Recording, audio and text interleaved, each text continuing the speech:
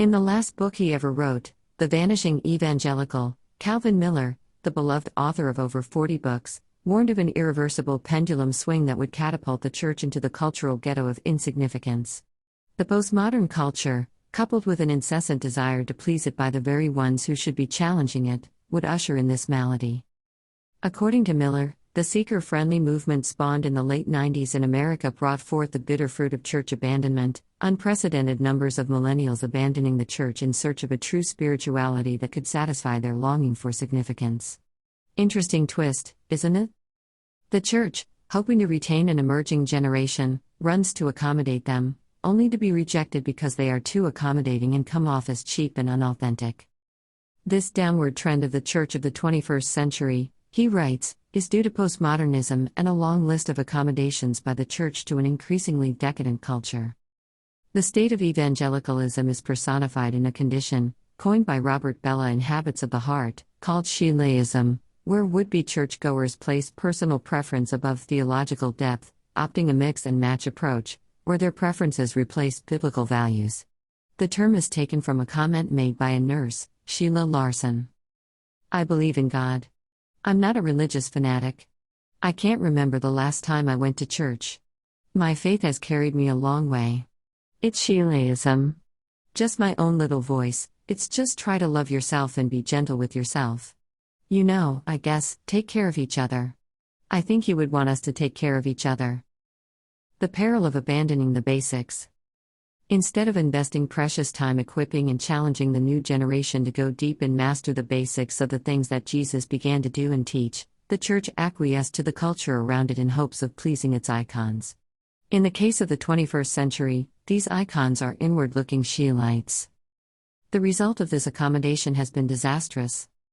Last year, the Cultural Research Center at Arizona Christian University, under the direction of George Barna, conducted a national survey that found only 6% of American adults have a biblical worldview. Barna's Cultural Resource Center has released the results of 3 worldview surveys conducted earlier this year.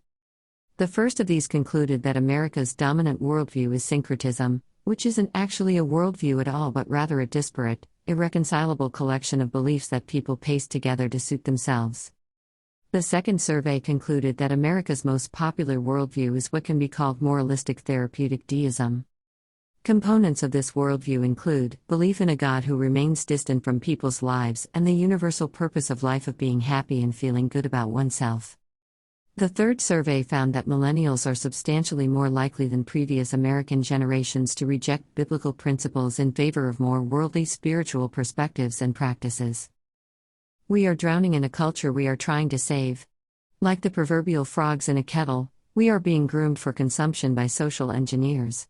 Like missionaries to Borneo in the 19th century, we are the meal of the ones we hunger to convert. Calvin Miller pointed us to the rudimental task of the Christian missionary. A missionary can never be a missionary until he or she learns the art of looking around. The reason evangelicalism is dying is that the churches have made an unvoiced decision to quit looking around. They have agreed to die through the process of being concerned about nobody but themselves. What to do? Romans 12:1-2 spells out a recipe for the ailing 21st century Christian soul. Brothers and sisters, in view of all we have just shared about God's compassion, I encourage you to offer your bodies as living sacrifices, dedicated to God and pleasing to Him. This kind of worship is appropriate for you. Don't become like the people of this world. Instead, change the way you think. Then you will always be able to determine what God really wants, what is good, pleasing, and perfect. And what is it that God really wants? The famous last words of Jesus frame God's will for us succinctly.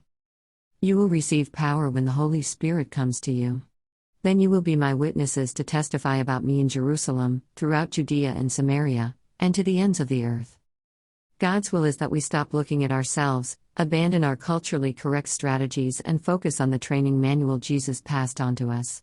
The kingdom syllabus is His life model, embodied in the things He began to do and to teach.